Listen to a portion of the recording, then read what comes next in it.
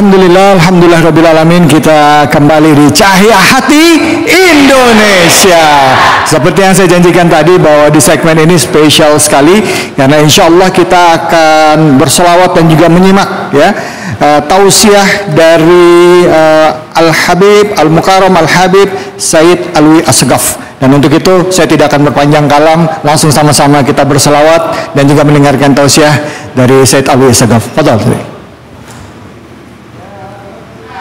أرني يا ربي بالمصطفى بلغ مقاصدنا واغفر لنا ما مضى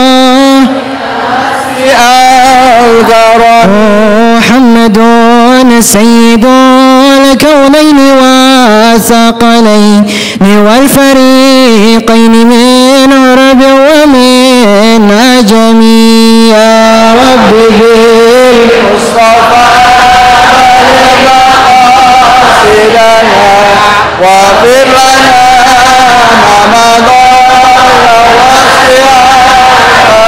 مولاي صل وسلم دائما ابدا على حبيبك خير الخلق كلهم يا رب بالمصطفى بلغ مقاصدنا واغفر لنا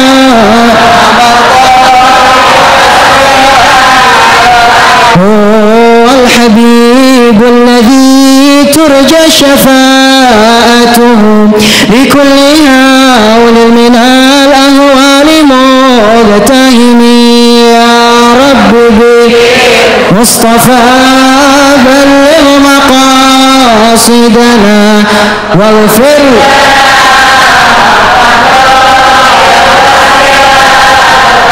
اللهم صل وسلم وبارك عليه وعلى آله. السلام عليكم ورحمة الله وبركاته.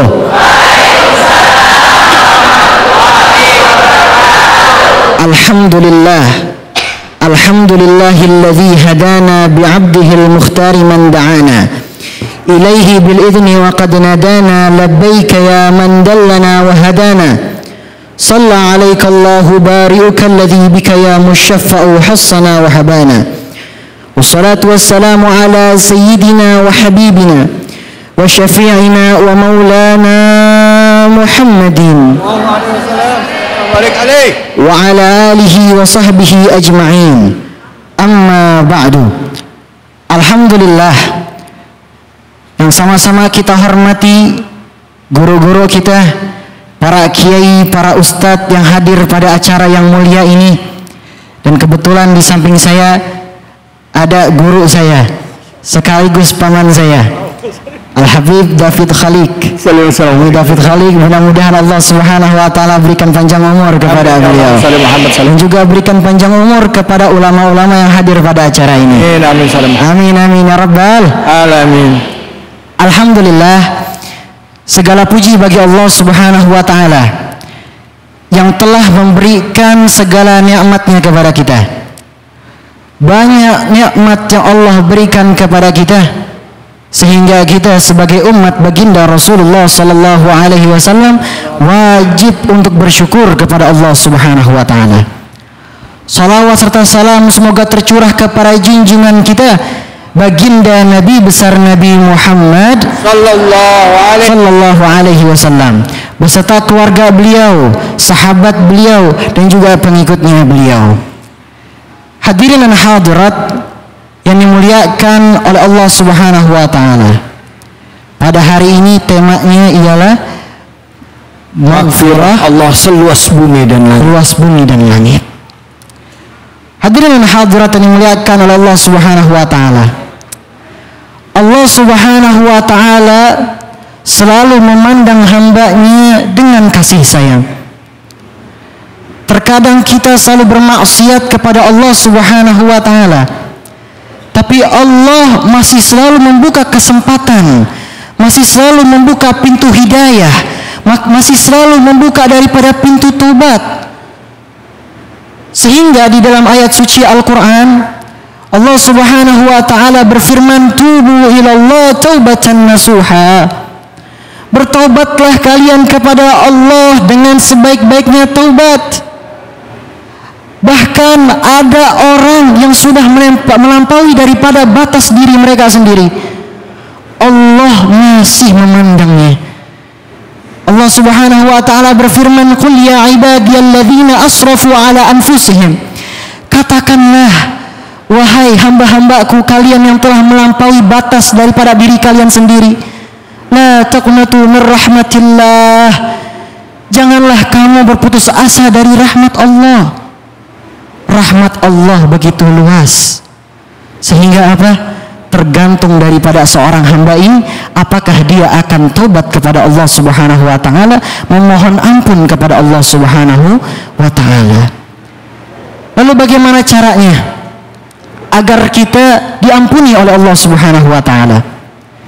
Tentu yang paling pertama, taat kepada Allah Subhanahu wa taala, selalu beribadah kepadanya, memperbanyak amal kebaikan. Kita ambil yang pertama tadi, ibadah kepada Allah Subhanahu wa taala. Contohnya salat. Ayo kita sama-sama lihat, apakah salat kita sudah benar?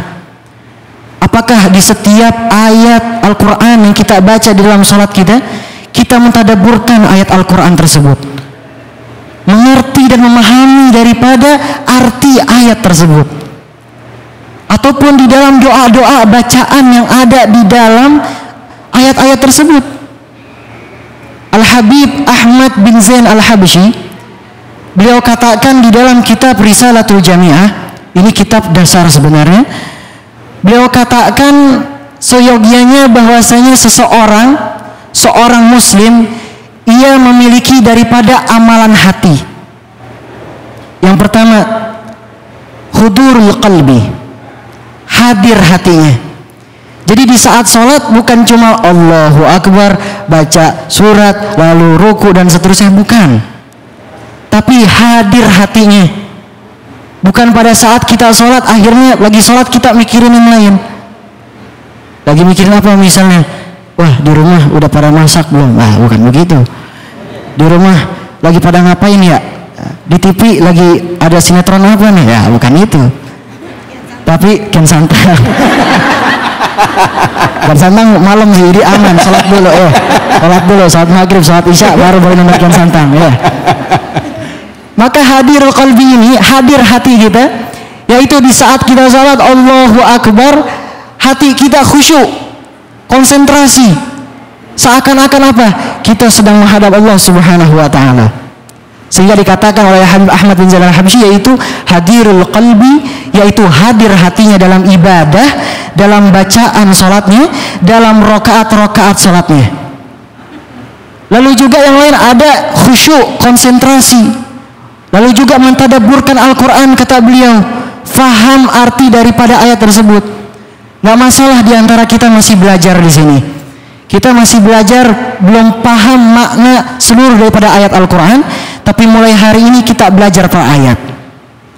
Maka kata Habib Ahmad bin Zain Al-Habsyi, mentadabburkan ayat Al-Quran, artinya benar-benar meresapi arti daripada ayat suci Al-Quran yang lagi kita baca di sholat kita. Allahu Akbar. Ini kata-kata Al-Habib Ahmad bin Zain Al-Habsyi. Maka oleh karena itu perhatikanlah daripada rukun qauli dan rukun fi'li di dalam sholat. Ajarin kepada adik-adik kita ini, anak-anak kita yang masih kecil, ajarin ini rukun qauli dan rukun fi'li. Rukun-rukun di dalam sholat. Rukun qauli, apa yang diucapkan ketika sholat. Ketika sholat bacanya apa? Takbiratul ihram. Setelahnya baca apa?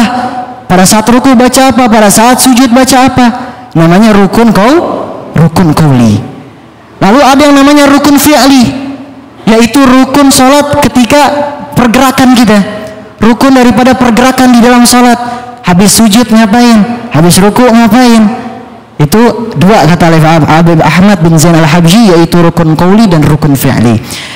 Maka oleh karena itu hadirin wa hadirat yang dimuliakan oleh Allah Subhanahu wa taala, saya yakin di sini yang hadir pada acara ini pengen baik hidupnya, pengen penuh berkah hidupnya, pengen hidupnya selalu lancar, pengen hidupnya selalu dimudahkan. Makanya perbaikilah sholatmu, maka Allah akan perbaiki kehidupanmu. Allah. Insya Allah. Oh, di sini saya yakin semuanya orang-orang soleh dan soleha. Amin. Malah saya yang nggak soleh di sini. Ya, semua yang soleh dan soleh. Allah. Amin amin ya rabbal alamin. alamin. Dan terakhir, saat kita ibadah, selesai kita sholat, doa benar-benar khusyuk. Doa benar-benar dengan khusyuk, dengan konsentrasi.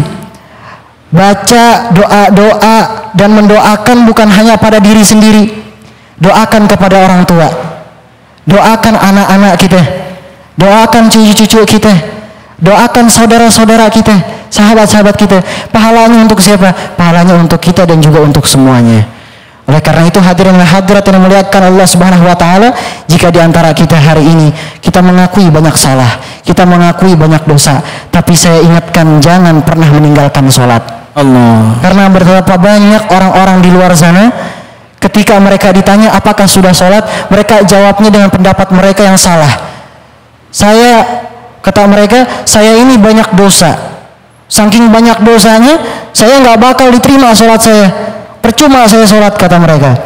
Ataupun kata mereka apa? Saya belum diberikan hidayah, saya gak mau sholat.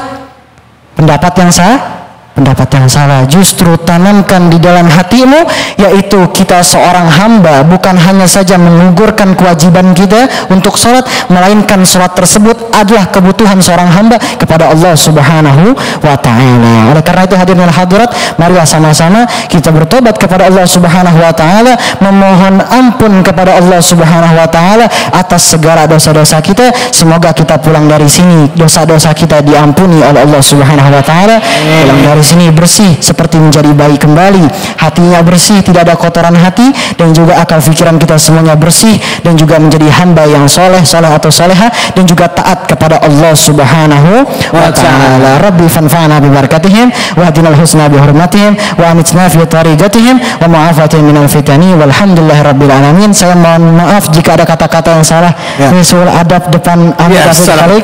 Tapi sebelum saya tutup, saya punya satu pantun, boleh kagak? Boleh nih pantun. Boleh.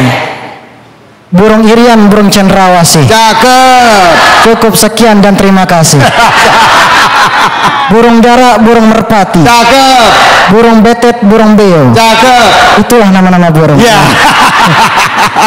Wabillahi taufiq wal hidayah wal afu minkum. Wassalamualaikum warahmatullahi taala wabarakatuh. Waalaikumsalam warahmatullahi wabarakatuh. Said Alwi. Nah, mau nanya nih. Anda kesini ya, nanya ya. Bu, boleh ya Bu ya? Pada ngiri nih. Waduh. Tadi kita kan sama-sama lihat di awal.